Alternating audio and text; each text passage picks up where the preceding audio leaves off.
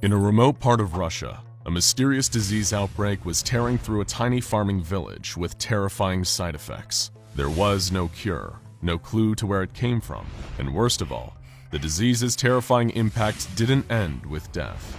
No, it was after those carrying the disease died that the real horrors started. After an agonizing fever that leaves the victims writhing in pain, they quickly succumb to the disease, only to rise from their graves to wreak havoc on the living.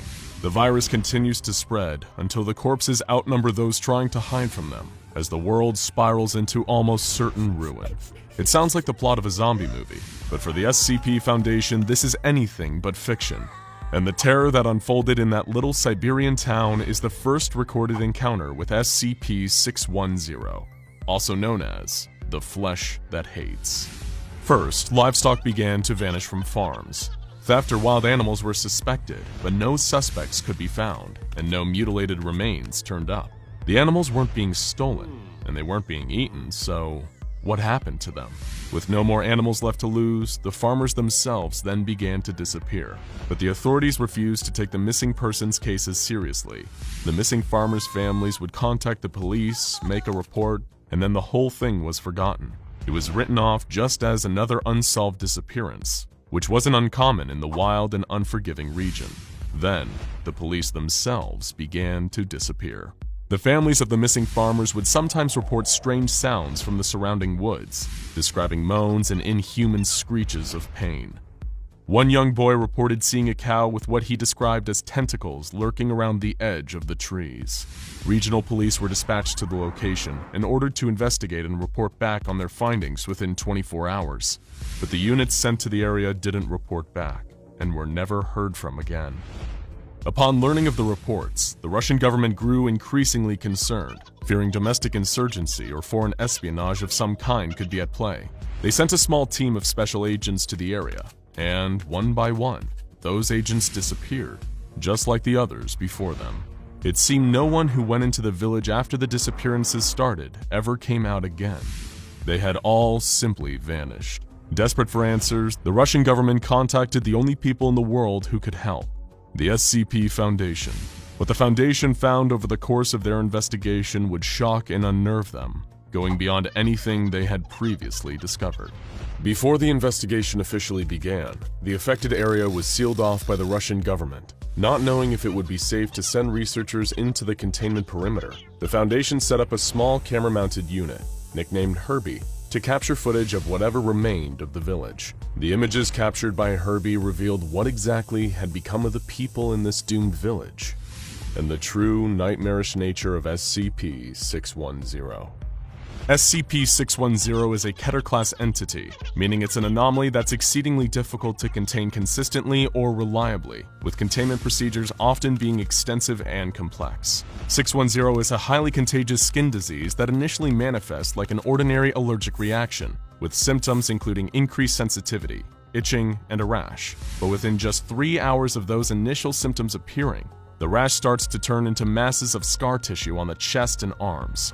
These masses spread over the legs and back of the victim and completely consume them in thick, rubbery flesh within 5 hours.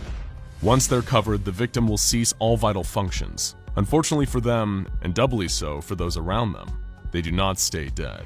About 3 minutes after expiring, the victim's vitals will restart at a heightened rate, and the masses of flesh encasing their body will begin to move and multiply, mutating them into a form beyond anything resembling the human they once were.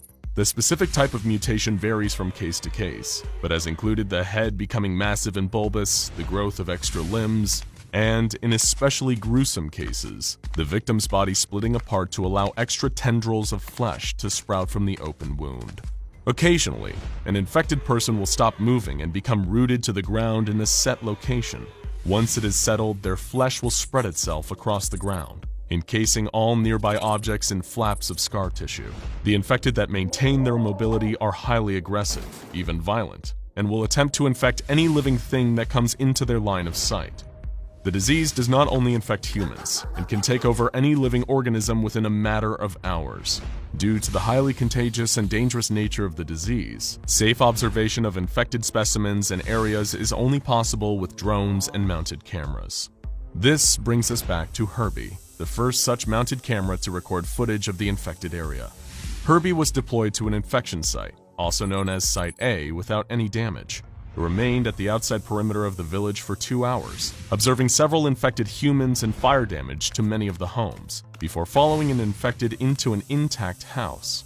Herbie's camera feed captured the infected person entering the house and sitting down at the table inside.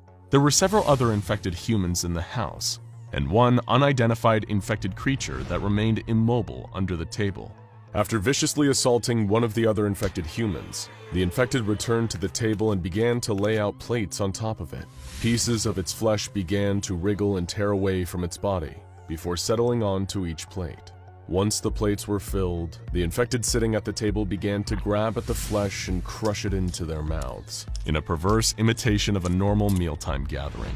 After capturing this stomach-churning display, Herbie left the house and continued to explore the village. He recorded footage of a large stack of bodies that seemed to be made up of both Russian military and civilians, with an infected sitting on top. As Herbie maneuvered towards the remains of the town hall, an infected grabbed the rover off the ground. Herbie's camera was able to capture the face of the infected that grabbed the rover. The face was that of a young girl, around 10 years old, strangely intact atop a large, distorted body. The final moments of Herbie's camera feed captured the infected girl's face bursting open, revealing tendrils of flesh that pulled Herbie into the gaping maw. Then, the feed cut to black. Herbie was regarded as lost, but the video feed briefly resumed 5 hours later, showing the camera covered with an unidentified slime. After this, the video feed was cut for good, and Herbie abandoned in Site A. The Foundation has sent several manned expeditions into Site A, where many expedition forces have fallen victim to the infected. Several operatives were also lost in an earthquake that revealed a network of underground tunnels. A manned expedition into these tunnels was attempted, and the video feed that was captured by the researchers on the expedition was deeply disturbing. There were images of an abandoned church filled with infected, and a mass of uninfected or partially infected human captives. The final moments of the video feed from this expedition captured several operatives being murdered by an infected human wielding a farming scythe, indicating that the infected are capable of using simple weaponry in addition to brute force. The use of this weapon, paired with the presence of captives in the underground tunnels, paints a terrifying picture of the kind of organization the infected are capable of. No more manned expeditions have been attempted, or if they have been highly classified.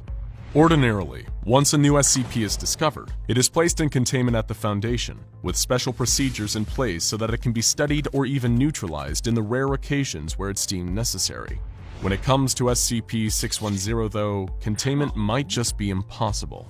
It simply covers too much area and is too dangerous to expose to human researchers. Instead, all infected areas have been isolated with the permission of the Russian government. There is an official perimeter established around these areas, and any civilians that approach them are told to leave under the pretense of ongoing military operations. For once, a top-secret military project is the more innocent answer. Armed guards are placed at the perimeter of every infected area, and any living thing with symptoms of SCP-610 spotted near the perimeter is to be immobilized, killed, and burned from as far away as possible. Any living thing that comes in contact with SCP-610, whether a soldier, a scientist, or a civilian, is immediately terminated and their remains destroyed. If someone comes within 3 meters of an infected organism, they will be quarantined and remotely examined to determine if they have been infected. While the spread of SCP-610 can be airborne, it has been determined to be far less contagious when spread through air particles as opposed to physical contact. The infection sites remain active to this day, like modern-day leper colonies, though they are isolated from the general population, and the military is doing everything in their power to contain the infected. SCP-610 is still very much alive. It is rare for an entity to exist that the Foundation cannot truly contain, but can only try to guard against, and that makes this infection all the more terrifying. Who knows how much it has mutated over the years, growing, spreading, hungry for new hosts. There is still so much that the Foundation does not know about the flesh that hates, such as how it works, what it can do, or even where it came from, since the origin of the first infection is still, at this point, entirely unknown. It has shown itself to be capable of learning, planning, and protecting itself, so who is to say that it couldn't figure out a way to escape from its isolated area? It is so highly contagious and spreads so quickly that just one tiny infected rabbit and one inattentive soldier could be enough for SCP-610 to reach the general population. If it did, its violent, destructive nature and hatred for all life would mean that everything, not just the people, but animals, plants, and the world itself, could be at risk. And no one is ready for this kind of infection, a disease that turns the human body against itself, turns our skin into a weapon and a tomb, stripping away identity, humanity, and everything that isn't made of the same hateful flesh. So let's hope that the perimeter holds. And the next time you feel a little itchy, try not to think about what might happen next. Now go check out SCP-939 with many voices and SCP-096 The Shy Guy for more anomalies that'll keep you up at night.